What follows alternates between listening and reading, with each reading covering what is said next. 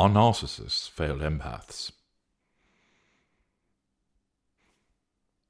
The first question we address is, what is an empath? An empath is an individual that is a bundle of empathic and narcissistic traits. The levels of those empathic and narcissistic traits vary, and you can learn more about those for you through the trait detector. But in an empath, the empathic traits always outrank the narcissistic traits, sometimes by a huge difference, sometimes by not a lot, but the point is, they do.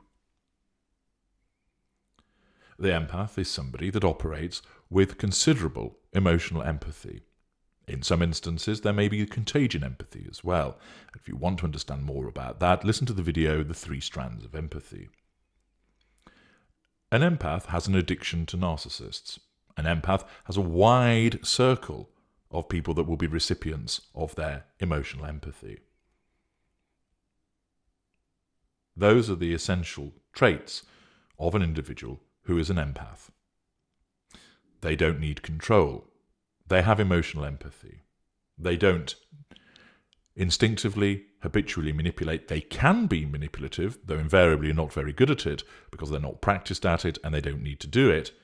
And where they do it, it's as a consequence of an erosion of their emotional empathy arising from an external stressor. And they know that they are being manipulative. What's a narcissist? Well, a narcissist is an individual who has narcissistic personality disorder and is an individual who has no empathic traits but might fake them or believe that they have empathic traits when they don't. For instance, mid-range narcissists. The narcissist is an individual who has no emotional empathy whatsoever. It's completely absent.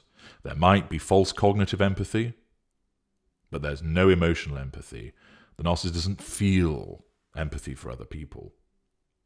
A narcissist habitually and repeatedly manipulates. Whether it's a good manipulation or a bad manipulation, the narcissist manipulates. Most narcissists don't realize that they're doing it.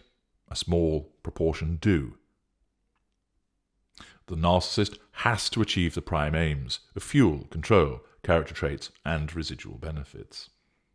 So there are significant differences between what an empath is and what a narcissist is. And there is more detail that one can go into, but that's not the point of this video.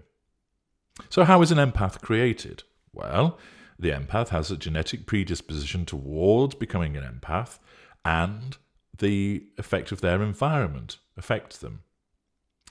So an individual who has a genetic predisposition toward that will have inherited, perhaps from a parent or further back, if you will, the empathy gene.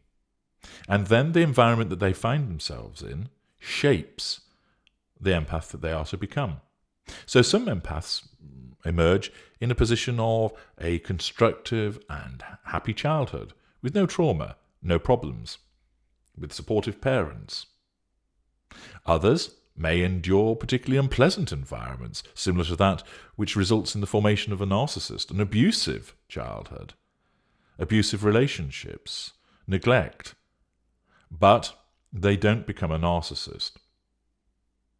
And the variances in this empathy gene, if I can describe it as such, and the appropriate environment that the individual is exposed to, results in different outcomes with regard to the school and cadre of that empath. If you want to understand more about what school and cadre you are, please use the Empath Detector. You'll find that in the video description. But the creation of an empath comes from a genetic predisposition to becoming one with a particular environment, and that alters the flavour, if you will, of empath that emerges. So some empaths arise out of a supportive environment, some empaths arise out of an unpleasant and abusive environment, but empaths, they still are, with all the various traits that I've earlier described. Which environment creates what type of school and cadre is something that I will address separately. How is the narcissist created? Well, similarly, it's down to genetic and environment. We have a genetic predisposition towards narcissism, and we are in a lack of control environment. You have to have those two things.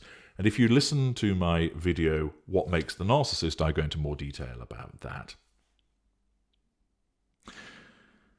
Individuals may share similar genetics and appear in a similar environment, but have different outcomes. Let me give you a little glimpse into the family Tudor. My mother is a narcissist, an upper mid-range elite. My father was an empath. I'm a narcissistic psychopath. My brother is an empath. My sister is an empath. They're different types of empaths. And my half-brother is a normal. Different 4 siblings, 3 different outcomes. Well, 4 in a way, because my brother and sister are different types of empath. That arose because of slight genetic differences, but also slight differences and in some instances substantial differences with regard to the environments within which we grew up, because of varying factors, which I won't go into now in the content of this video, which influenced the level of exposure that we all had to the lack of control environment. It's no surprise for you to hear that my exposure was the greatest, hence I became what I became. So even where you might have brother and sister who grew up in the same household, one could be a narcissist and one could be an empath, for differences in the genetic component and the lack of control environment. Or it might just be down to the genetics, or it might just be down to the lack of control environment. But a different outcome there is. In a way, it's liken it to baking a cake, that some adjustments in the ingredients can transform it into a completely different cake outcome.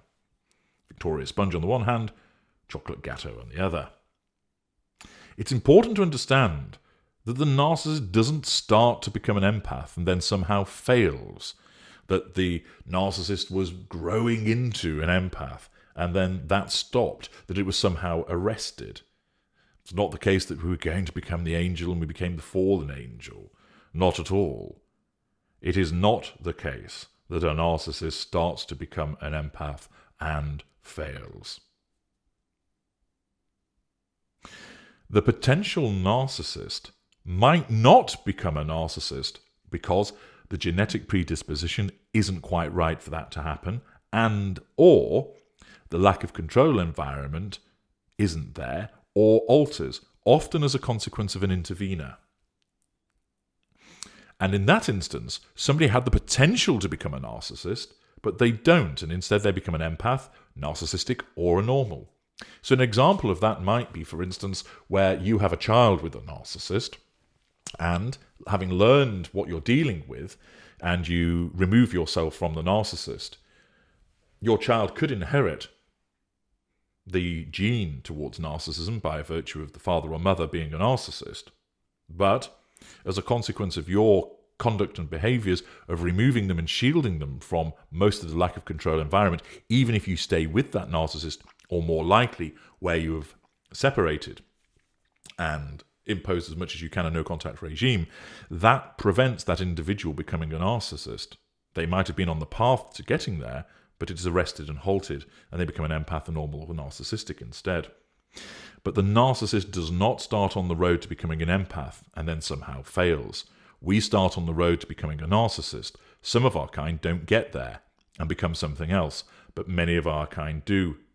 And therefore, if the genetic predisposition is right and that lack of control environment remains in place, then during those formative years of 0 to 9, we become the narcissist.